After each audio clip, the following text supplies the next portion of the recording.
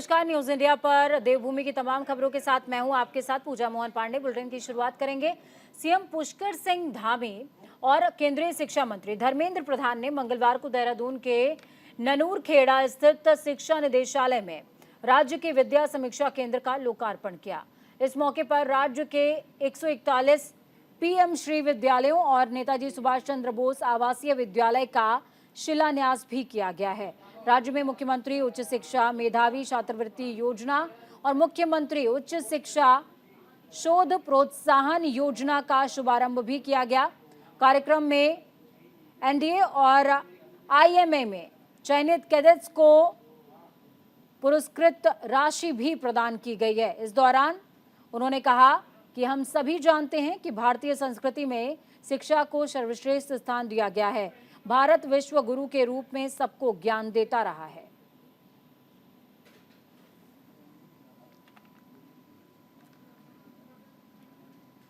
हरिद्वार रुड़की विकास प्राधिकरण की ओर से राजकीय प्राथमिक विद्यालय नंबर 34 और 41 में सौंदर्यीकरण के काम किए जाएंगे। बच्चों के लिए स्कूलों में बुनियादी सुविधाओं की व्यवस्था की जाएगी। हरिद्वार विकास समिति के स्थापना दिवस पर प्राधिकरण के उपाध्यक्ष अंशुल सिंह की ओर से ये घोषणा की गई है। उन्होंने पौधारोपण करने के बाद छात्र छात्राओं से भी पर्यावरण को सुरक्षित करने का आह्वान किया और कहा कि पर्यावरण को बचाने के लिए बच्चे एक एक पौधा जरूर लगाएं। साथ ही ये भी कहा कि हरिद्वार विकास समिति और प्राथमिक विद्यालयों की हर संभव मदद की जाएगी।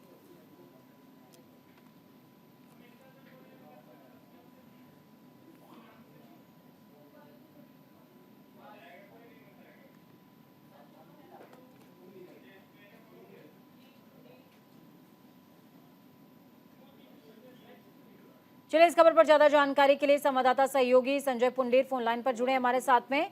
संजय, क्या कुछ अपडेट है पूरे मामले में? स्कूलों में बुनियादी सुविधाओं की व्यवस्था पर विशेष ध्यान है सरकार का। देखिए, लगातार अगर उत्तराखंड की बात की जाए, उत्तराखंड में विकास कार्यों को लेकर लगातार ही कार्य किए जा रहे हैं। ऐसे में अगर हरिद्वार की बात की जाए तो यहाँ पर भी विकास प्राधिकरण के द्वारा तमाम ऐसे कार्य किए जा रहे हैं जिनकी कहीं ना कहीं वाहवाही हो रही है। हालांकि हरिद्वार के विकास प्राधिकरण की ओर से प्राथमिक विद्यालय 34 और 41 में सौंदर्यीकरण के कार्य की मंजूरी मिल गई है। हालांकि इसके अलावा ही बच्चों के लिए स्कूलों में जो बुनियादी सुविधाएं हैं उनकी भी व्यवस्था की जा रही है। इसको लेकर समय समय पर निरीक्षण भी किया जा रहा है, क्योंकि हम देख रहे हैं कि लोकसभा चुनाव से पहले तमाम ऐसे कार्य किए जा रहे हैं जो जनता को प्रभावित किए जा रहे हैं। ऐसे में अब विकास प्राधिकरण ही नहीं, तमाम और विभाग है वो भी लगातार विकास कार्यों को बढ़ावा दे रहे हैं। जी, बहुत शुक्रिया संजय, हमारे साथ जुड़ने के लिए, अहम जानकारी साझा करने के लिए। तो वहीं उत्तराखंड में कोरोना काल के दौरान कौशल विकास योजना में 70 करोड़ रुपए के घोटाले का मामला हाईकोर्ट पहुंच गया है। जनहित याचिका पर सुनवाई करते हुए मुख्य न्यायाधीश विपिन सांघी और न्यायमूर्ति राकेश थपलियाल की खंडपीठ ने याचिकाकर्ता से घोटाले में शामिल निजी कंपनियों और एनजीओ को पक्षकार बनाने को कहा है। साथ ही प्रदेश सरकार को इस मामले के सभी रिकॉर्ड उपलब्ध कराने के निर्देश दिए हैं। कोर्ट ने अब अगली सुनवाई के लिए 15 अप्रैल 2024 का समय दिया है।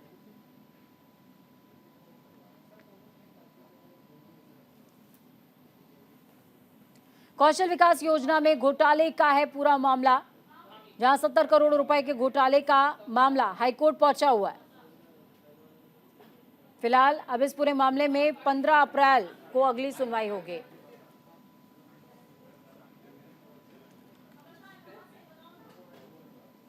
खबर में आगे बढ़ेंगे, लेकिन उससे पहले सीएम पुष्कर सिंह धामी क्या कुछ कह रहे हैं, सुनिए।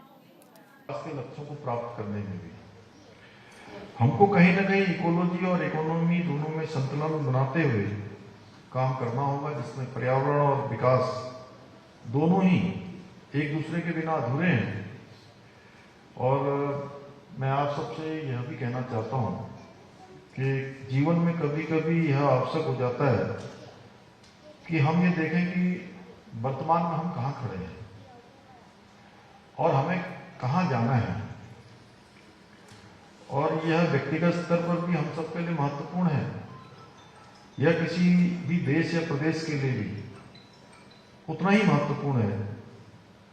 स्वामी विवेकानंद जी के गुरु स्वामी रामकृष्ण परमहंस जी ने कहा था कि जिस देश के लोग भूखे सो रहे हों, उस देश के विकास के बारे में बात करना ही गलत है।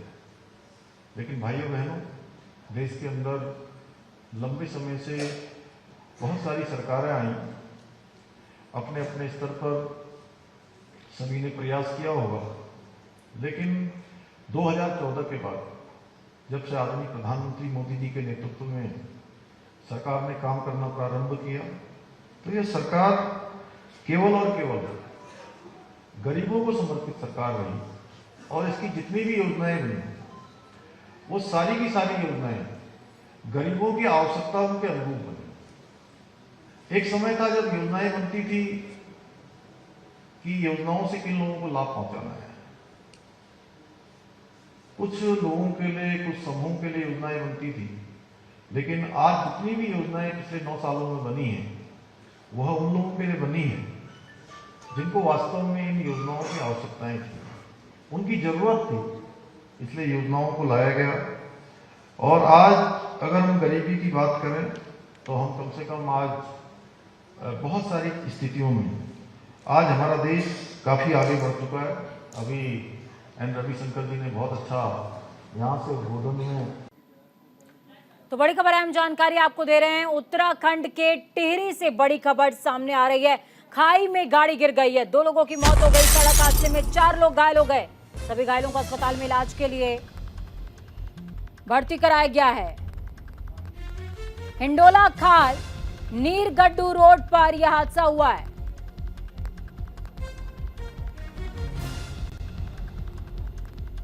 सभी घायल अस्पताल में भर्ती, जहां पर वो उपचाराधीन है। हिंडोला खाल नीरगड्डू रोड पर हुआ है हादसा।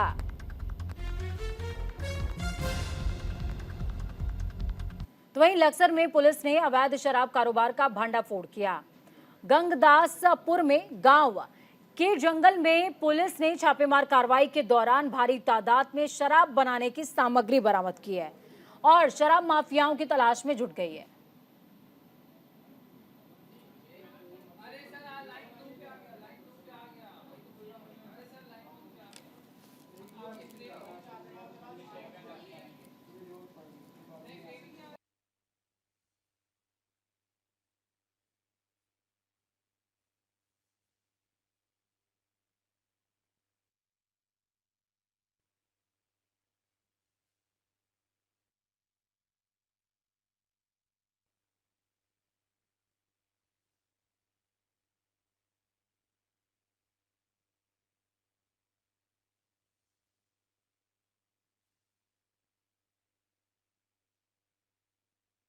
तो वहीं लक्सर में बढ़ते डेंगू के मामलों को देखते हुए स्वास्थ्य और नगर पालिका प्रशासन ने जागरूकता अभियान का आगाज कर दिया है। अधिकारियों ने डोर टू डोर अभियान चलाया। डेंगू की वजह से के कारण, इसके लक्षण और इससे बचाव के तरीकों के बारे में लोगों को जानकारी दी गई है। आपको ये बता दें कि इलाके में लगातार एंटी लार्वा कीटनाशक दवाओं का भी छिड़काव किया जा रहा है।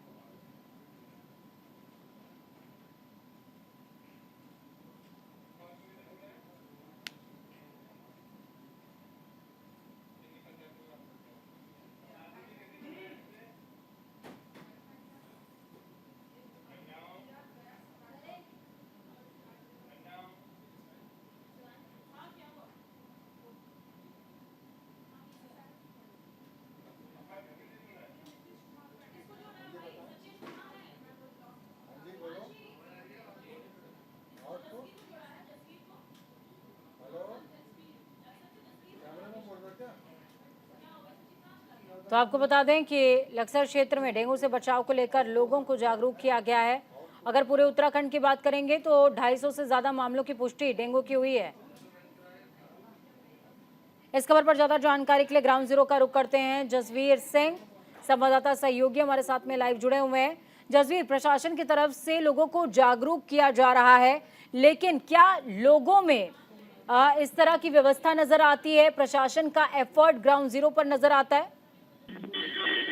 पूजा जिस तरह से अब के जिलाधिकारी ने इन्हें निर्देश दिए हैं, उप जिलाधिकारी तहसील पर जो है एसडीएम, तहसीलदार और इसके साथ साथ स्वास्थ्य विभाग के जो अधिकारी हैं और नगर पालिका के अधिकारी हैं, साथ में ग्राम प्रधान, जिला पंचायत सदस्य, तो कहीं ना कहीं इन लोगों की मदद भी ली जा रही है। यानी एक तरफ से देखा जाए तो जागरूकता अभियान पर सबसे ज्यादा जोर है डेंगू को लेकर के। लेकिन सवाल ये खड़ा होता है कि जब जरूरत थी डेंगू की रोकथाम के इंतजाम पहले करने की, वो क्यों नहीं कर पाई सरकार, यानी स्वास्थ्य विभाग और प्रशासन।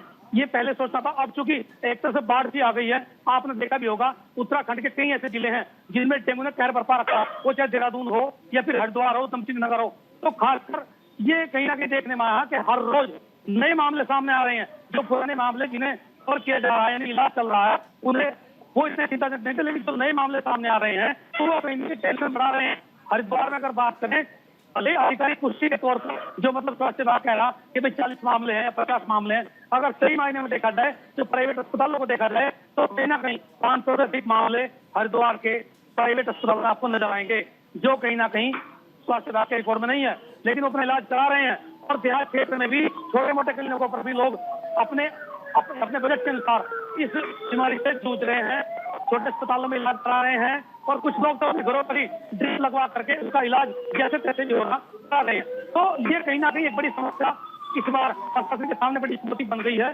डेंगू से निपटना। हालांकि स्वास्थ्य विभाग दावे कर रहा है कि आगामी 10-15 दिन के अंतराल यानी कि एक पखवाड़े के भीतर राज्य तक कवर कर लिया जाएगा। उसका दावा ये भी है कि छिड़काव यानी एंटी लार्वा या फिर कीटनाशक छिड़काव किए जा रहे हैं, लोग अवेयर किया जा रहा है, जिसकी वजह से लोग कहीं ना कहीं अब मिश्र फंगिंग हुई है, तो लोगों को ये समझ में आ गया कि डेंगू से बचने के लिए वो उपाय इंतजाम करते हैं, जैसे कूलर में पानी ना रखें, जो घरों के सामने या मैदान में साफ पानी इकट्ठा न होने दें। इन चीजों पर ज्यादा फोकस है और असर कार्यकर्ता द्वारा या फिर जो स्वास्थ्य कर्मचारी हैं उनके द्वारा सैंपलिंग भी की जा रही है। सैंपलिंग का कहीं ना कहीं नजर आ रहा, पर फिर भी सवाल ये होता है कि इंतजाम अभी पुख्ता नहीं है। जिस तरह से डेंगू कार्य बरपा रहा है वो कहीं ना कहीं ग्रामीण स्थिति में ला सकता है। पूजा, बहुत शुक्रिया जसबीर, हमारे साथ जुड़ने के लिए, अहम जानकारी साझा करने के लिए। देहरादून का रुख करेंगे। देहरादून में मौसम का मिजाज तब्दील नजर आ रहा है। कई जिलों की अगर बात करें तो तेज बारिश हो रही है। मौसम विभाग ने इस बात की जानकारी साझा की है। अगले 4 दिनों तक भारी बारिश का अलर्ट।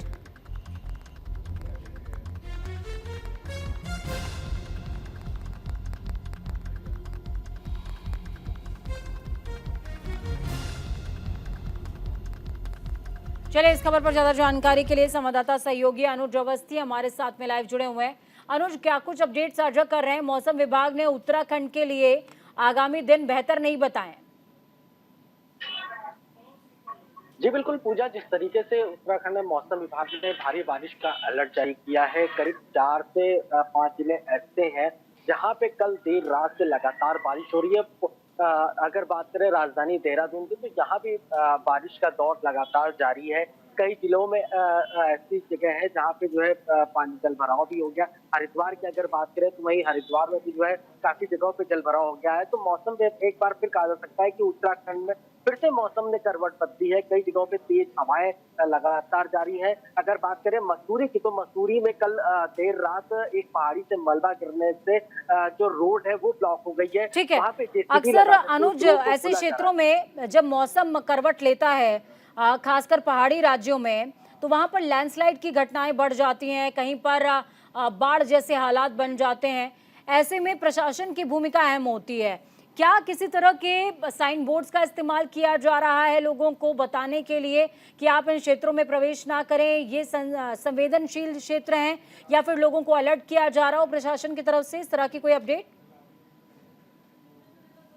जी बिल्कुल पूजा, बहुत अच्छा सवाल आपने किया दर्शकों को लेकर के, क्योंकि उत्तराखंड अगर जो पर्सन आते हैं वो 4 धाम यात्रा को लेकर के ही लगभग आते हैं, चाहे बद्री केदारनाथ यात्रा हो या गंगोत्री यमुनोत्री यात्रा हो। इन जगहों पे जहाँ पे बॉर्डर है, चाहे गंगोत्री यमुनोत्री हाईवे का जो बॉर्डर हो या आप अगर बात करें बद्री केदारनाथ का जो बॉर्डर हो, वहां पे साफ तौर पे बैरिकेटिंग भी लगाई गई है। जिस तरीके से मौसम विभाग अलर्ट जारी करता है तो प्रशासन भी उसी प्रकार से अलर्ट मोड पे आ जाता है। चाहे सचिवालय स्थित आपदा प्रबंधन केंद्र की अगर बात करें या मौसम विभाग द्वारा जारी किए गए अलर्ट के बाद पुलिस प्रशासन के एसडीआरएफ और एनडीआरएफ की टीम की अगर बात करें, कल देर रात जिस तरीके से मसूरी में पहाड़ी से मलबा गिरा और वहां पे जेसीबी ने लगातार आज सुबह से काम चालू कर दिया। कई जगहों पे जो यात्री थे वो जा रहे थे गंगोत्री यमुनोत्री मार्ग पे, वहां पे कई जगहों पे जाम की स्थिति बन गई। लेकिन एसडीआरएफ एनडीआरएफ की टीम प्लस लोक निर्माण विभाग की टीम, इन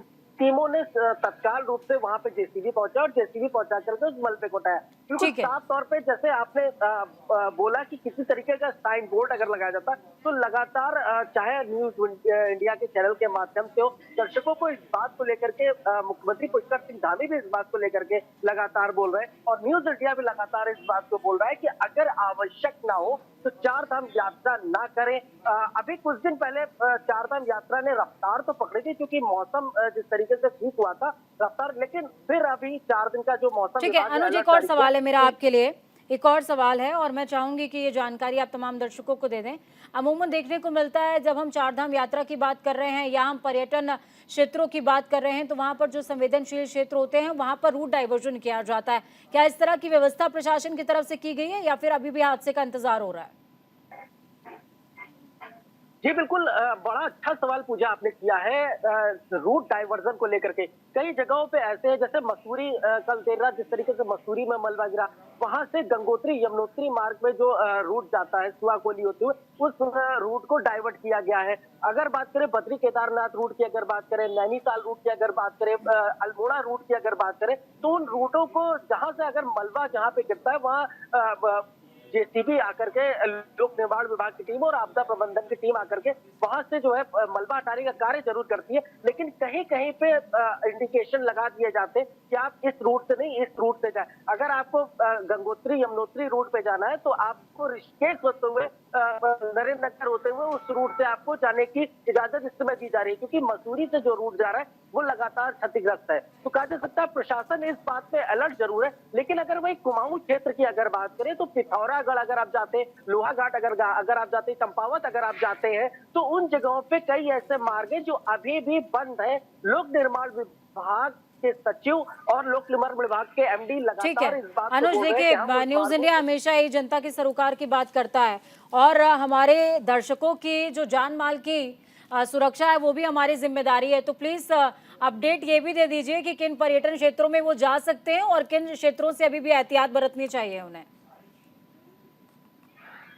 जी बिल्कुल, जिस तरीके से मौसम विभाग ने अलर्ट जरूर जारी किया है, लेकिन अगर पर्यटक उत्तराखंड आ रहे हैं तो बद्रीनाथ केदारनाथ मार्ग में फिलहाल अभी कोई ऐसी दिक्कत वाली बात नहीं है, वहां पे पर्यटक जा सकते हैं। अगर पर्यटक गंगोत्री और यमुनोत्री जा रहे हैं तो उसके लिए उनको जो रूट प्लान है वो ऋषिकेश होते हुए नरेंद्र नगर होते हुए उस रूट प्लान को प्रशासन ने जारी किया है कि उस प्लान से आप गंगोत्री और यमुनोत्री जा सकते हैं। अगर बात करें चोपता को लेकर के तो जोशीमठ से जो चोपता के लिए रूट डाइवर्ट किया गया उस रूट से आप चोपता जा सकते हैं। कहा जा सकता है ऋषिकेश अगर घूमने के लिए पर्यटक आ रहे हैं तो वहां पे ऋषिकेश में ऐसा कोई खतरा नहीं है, लेकिन अगर बात करें टिहरी जनपद की अगर बात करें, पौड़ी की अगर बात करें या पिथौरागढ़ की अगर बात करें, बागेश्वर की अगर बात करें, तो यहाँ पे भारी बारिश का अलर्ट जरूर मौसम विभाग ने जारी कर रखा है। चलिए, बहुत शुक्रिया अनुज, खास जानकारी साझा करने के लिए बहुत शुक्रिया।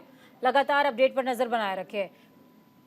सीमांत खटीमा नगर के एकलव्य आदर्श आवासीय विद्यालय की छात्राओं के साथ ड्रेस की नाप लेने के नाम पर छेड़छाड़ और अभद्रता की गई, जिसके विरोध में आक्रोशित अभिभावकों ने विद्यालय पहुंचकर जमकर हंगामा किया। मामले की गंभीरता को देखते हुए विद्यालय प्रशासन ने विद्यालय स्टाफ के 3 सदस्यों को मामले में संलिप्त होने और काम में लापरवाही बरतने के आरोप में सस्पेंड कर दिया है।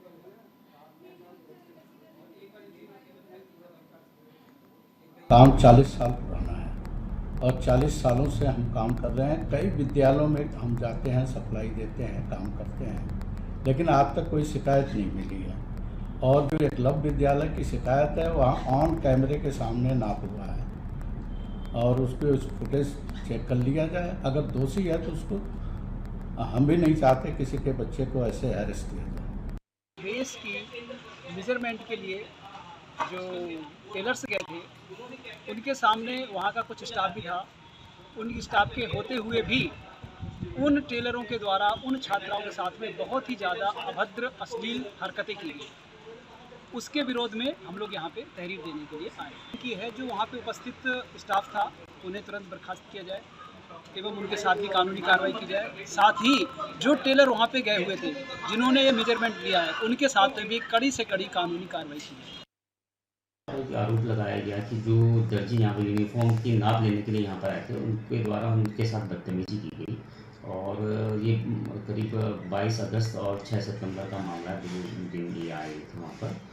तो इसमें जब शिकायत प्राप्त हुई तो हम यहाँ पर पुलिस टीम के साथ मौके पे गए और वहाँ पर जांच की है हमारे द्वारा। तो सारे छात्राओं के बयान भी पुलिस द्वारा दर्ज किए गए हैं और तथा अभिभावकों द्वारा एक तहरीर भी दी गई है थाने में इनके खिलाफ। इसमें प्रथम दृष्टया ये हमारे जो संज्ञान में आया है कि जो ये टेंडर हुए हैं या जो भी कोटेशन बेस में इन्होंने जो अलॉटमेंट किया है एड्रेस बनाने के यूनिफॉर्म, उसका कोई भी अप्रूवल नहीं है और ना ही कोई रजिस्टर मेंटेन है। तो प्रथम दृष्टया यही एक गलत है, इसकी अभी फर्दर हम और जांच करेंगे।